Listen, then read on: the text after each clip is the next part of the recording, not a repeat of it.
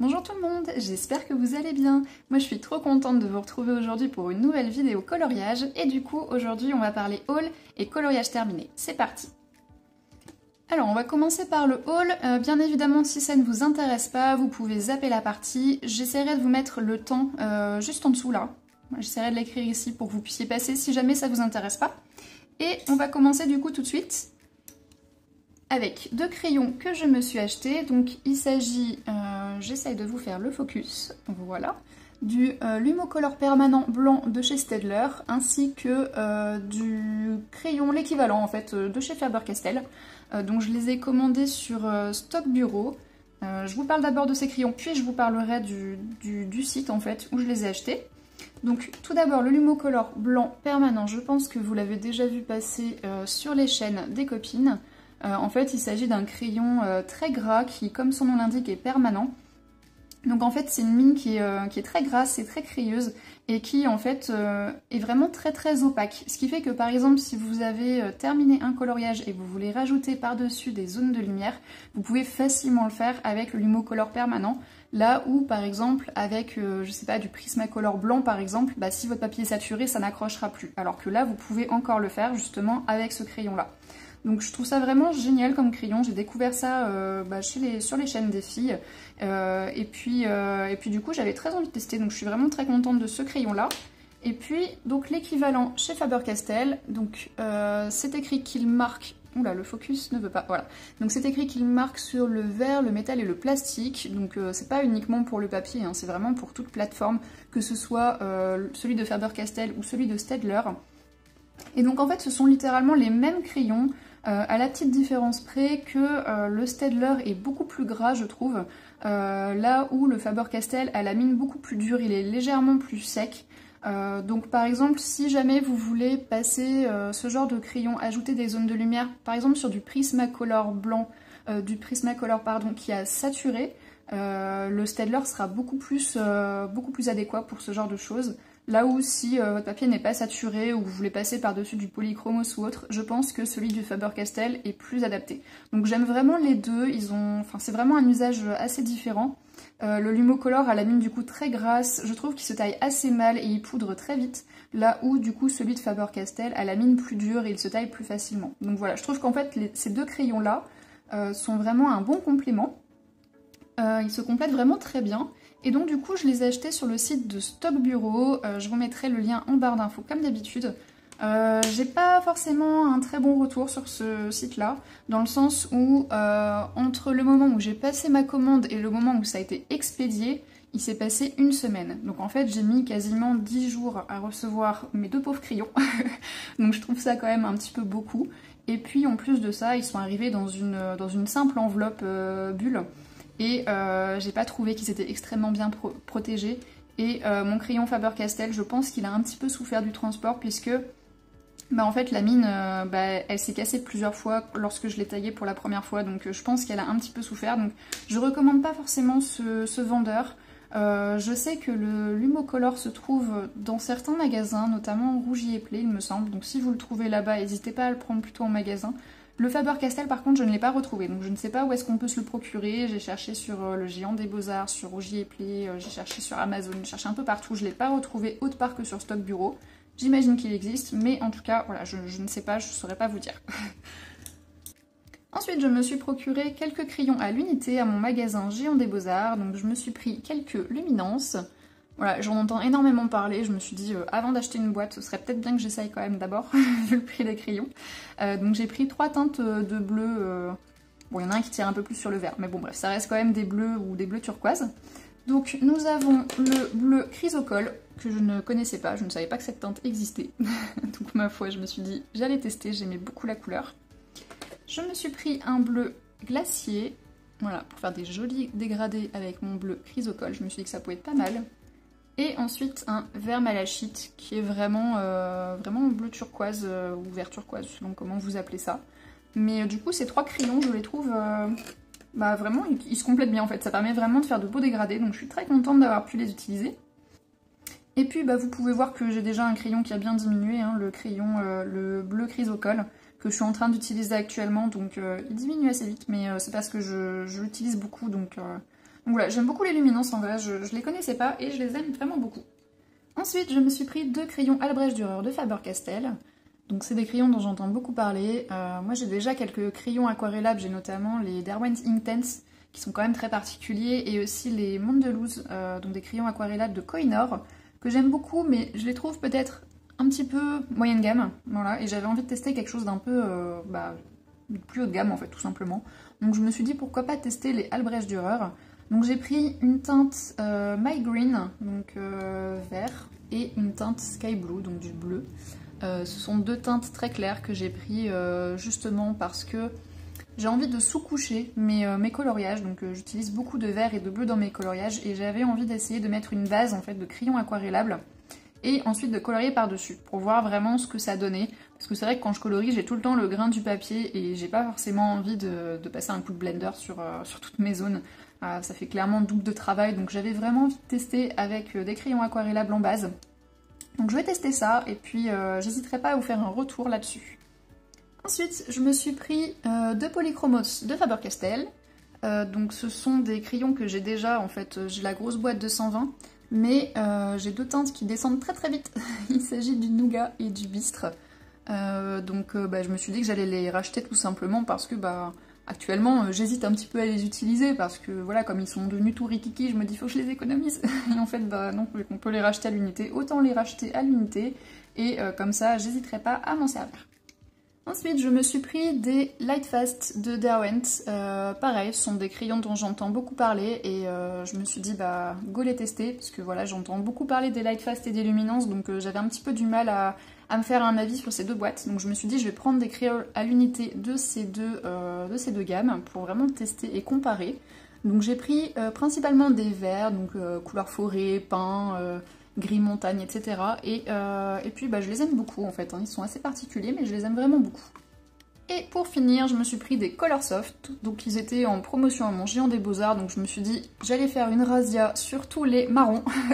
Voilà, parce que c'est quand même assez la force en fait des Coloursoft, c'est vraiment leur gamme de marrons, donc comme ce sont des teintes que j'utilise très souvent, en fait le marron j'utilise dans quasiment tous mes coloriages, je me suis dit que voilà, ça pouvait être pas mal de les avoir pour les tester, donc j'ai pris du dark brown, du mid brown, du brown, etc. Donc j'ai les 5 marrons de Coloursoft, je sais pas s'il en existe plus que ça, mais en tout cas c'est tous les marrons qu'il y avait à mon magasin, donc je me suis dit que j'allais tous les prendre. Ensuite on va passer au coloriage terminé, donc le premier, il vient du Seasons, vous savez que je fais, enfin vous savez peut-être, hein, je ne sais pas, vous savez peut-être que je fais le fil rouge de Couette Couette, donc tous les mois on colorie un coloriage dans le Seasons, c'est un livre qu'on avance ensemble avec la communauté de Couette Couette. Donc j'ai fait celui-ci, il s'agit des petites bouteilles avec des petites plantes à l'intérieur, donc je vous montre d'un petit peu plus près ce que ça donne. Voilà, les petites fleurs, j'ai mis des petits points dans mes bouteilles. Ça c'est le fond, alors il brille, je sais pas si vous... Ouais, si vous allez voir les paillettes, il brille à fond les ballons, c'est trop beau. En fait, je vous avais présenté ces aquarelles que j'ai utilisées dans le fond, ce sont les aquarelles de Les Couleurs VF, je vous mettrai dans le petit i par ici, voilà, le lien de la vidéo si vous ne l'avez pas vu.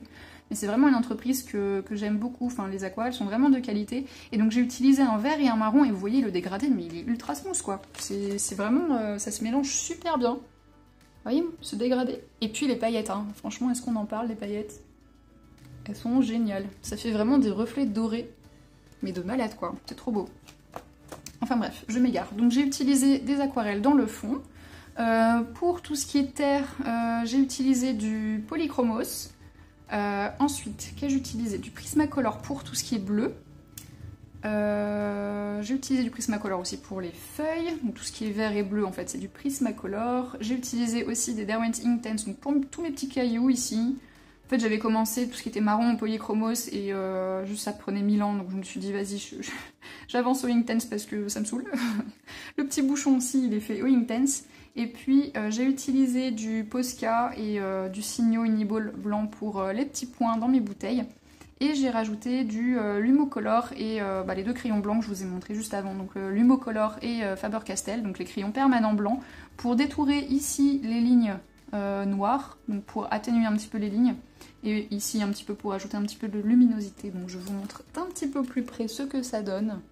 Voilà. Donc là c'était mes débuts avec les crayons, donc c'est pas forcément hyper propre on va dire.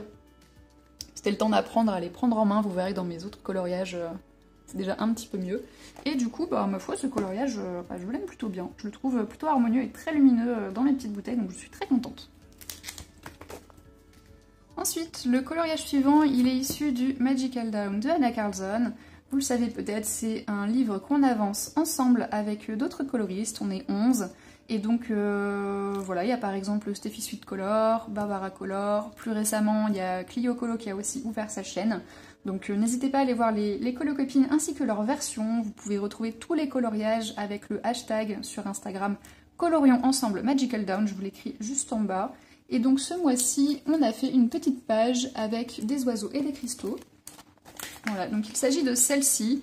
Bon, clairement, c'est pas mon plus beau coloriage, mais voilà, au moins je l'ai fait. Et croyez-moi, j'ai galéré. Alors déjà, j'ai tout recouvert les traits avec de la gouache blanche. Donc je prends tout simplement de la gouache en tube, je la mets dans ma palette, je mets un petit peu d'eau pour diluer. Et avec un pinceau, j'étale, voilà. Un peu en mode bourrin, je fais pas forcément... C'est pas un travail très soigné, dirons-nous, c'est juste voilà, pour couvrir les lignes et j'ai pas envie de m'amuser avec un petit pinceau à faire toutes les lignes, donc voilà, j'étale en gros, on va dire. Et puis du coup par-dessus, donc j'ai utilisé des Black Widow pour tout ce qui est cristaux, ensuite j'ai utilisé des Castle Art Supplies pour les oiseaux, et puis j'ai utilisé donc de l'aquarelle dans le fond, ainsi que du Posca pour les petits points, les petites étoiles un petit peu partout, et un petit peu aussi de l'humocolor blanc pour ajouter un petit peu de luminosité, faire des petits traits blancs dans les poils. Donc je vous montre ça d'un petit peu plus près. Hop, mon petit piou-piou. Voilà, les cristaux. Hop là. Cadrer, c'est pas toujours évident, hein. Moi qui vous le dis. Donc les cristaux, voilà, ils sont ici. Si je suis droite, c'est peut-être mieux, hein. Ouais, c'est mieux. Et puis le fond, voilà, avec la petite traînée de poussière, étoiles, etc. Mes petites bouteilles que j'aime bien. Voilà, donc bon, c'est clairement pas mon plus beau coloriage. Je pense que la couleur dans le fond est... Je pense que c'est ça qui pêche un peu, parce qu'à la base, quand il n'y avait pas le fond, je trouvais ça beaucoup plus joli. Donc je sais pas trop ce que j'aurais pu mettre dans le fond. Si vous avez une idée, n'hésitez pas à me le dire. Mais en tout cas, voilà, sur le coup, je me suis dit que c'était une très bonne idée. Et au final... Je suis pas trop d'accord avec ça, mais bon, c'est pas grave. Je l'aime quand même beaucoup, j'ai pris beaucoup de plaisir à le faire. Et puis voilà, c'est tout. Donc je vais vous montrer le coloriage qu'on a choisi pour le mois de mars. Voilà, donc il s'agit d'une maison ici avec des petits champignons, des cristaux, un escargot. Enfin voilà, il y a vraiment la végétation, enfin il y a un peu de tout sur ce coloriage. Donc bah, je trouve ça bien en fait, ça permet de colorier, d'apprendre à colorier plein de choses en même temps. Donc je vous le montre et du coup n'hésitez pas à nous rejoindre sur Instagram, à faire ce coloriage et le poster avec le hashtag Colorions Ensemble Magical Down. Comme ça on pourra voir aussi vos versions et puis vous encourager, etc. Donc je trouve ça vraiment sympa comme idée, donc n'hésitez pas à nous rejoindre. Et enfin, le dernier coloriage, il est issu du Forest Girl de Apple. Donc moi j'ai la premium édition, c'est le livre qu'on a reçu avec la Inky Box, je crois que c'était octobre, je sais plus quelle année, enfin bon bref, c'était il y a une éternité. Et du coup j'ai fait celui-ci. Alors, c'est un coloriage qui m'a pris 1000 ans, donc à la base c'est une amie, Didi Pixie, si tu passes par ici je te fais d'énormes bisous, qui m'avait lancé comme défi de le faire. Et moi en retour je lui avais lancé un autre coloriage en défi, donc elle a réalisé le sien il y a des mois, et moi j'ai mis à peu près 6 mois à finir cette page, donc bon bref. J'y allais par petites touches, le feuillage m'a pris, enfin le feuillage et les herbes m'ont pris énormément de temps, donc j'y allais à petite dose. Et ma foi j'aime énormément ce coloriage. Donc on a le modèle sur la page de gauche, je sais pas si vous connaissez un petit peu le principe de ce livre, mais voilà, il y a Apple en fait qui fait elle-même des toiles. Donc elle nous met dans le livre sa version en fait tout simplement, comme ça on peut s'en inspirer si on le souhaite. Et puis donc à droite on a notre version à nous, donc la page vierge qu'on peut colorier comme on le souhaite. Donc moi j'ai repris tout ce qui était feuillage et le fond aussi, j'ai repris un petit peu les halos de lumière. Et après je me suis lâchée complètement pour les couleurs, j'ai fait un petit peu à ma sauce. Et j'ai décidé de faire une petite référence au jeu Animal Crossing. Je sais pas si vous connaissez, mais dans ce jeu, on peut avoir un arrosoir en or. Et en fait, on peut arroser des plantes et quand on arrose des roses noires, eh bien elles deviennent des roses dorées. Donc j'ai trouvé ça assez fantastique. On peut les revendre très cher. Et puis on peut aussi planter des arbres à clochettes, voilà, donc des arbres à sous. Je trouve ça absolument fabuleux. Donc si on pouvait faire la même chose dans la vie, ce serait absolument génial.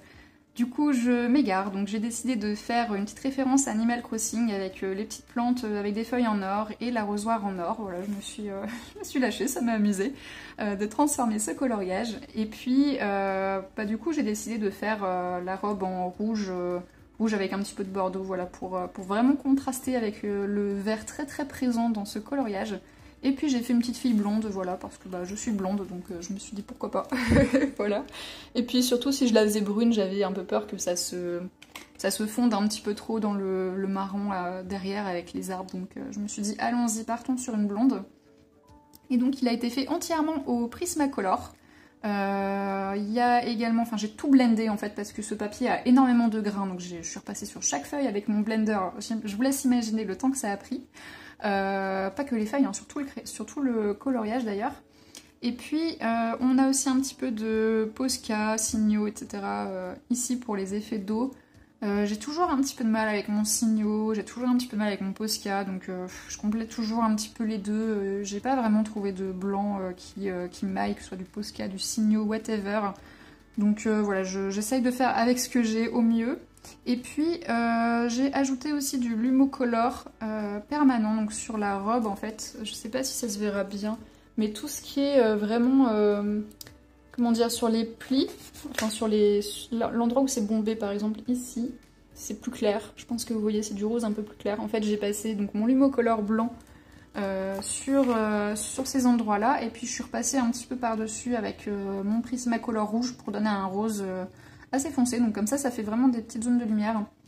Il y en a un petit peu partout, il y en a là, il y en a ici, je pense que vous verrez mieux peut-être ici, sur le... Oula, le livre est trop grand, je suis désolée, je vous mets à l'horizontale. Voilà, sur le bandana du chien, je pense que ça se voit plus. Voilà. Donc écoutez, franchement je suis très contente de ce coloriage, je l'aime vraiment beaucoup, je trouve qu'il est vraiment très, très harmonieux. Et voilà, j'en suis juste très très contente. N'hésitez pas à me dire ce que vous en pensez dans les commentaires.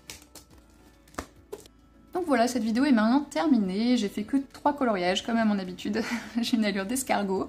Bref, donc voilà, j'espère que cette vidéo vous a plu. N'hésitez pas à vous abonner si ce n'est pas déjà fait, à liker la vidéo, etc. Je vous fais le topo comme d'habitude. Tous les liens seront en barre d'infos. Et puis, moi je vous fais de gros bisous, je vous dis à la prochaine et prenez soin de vous. Des bisous!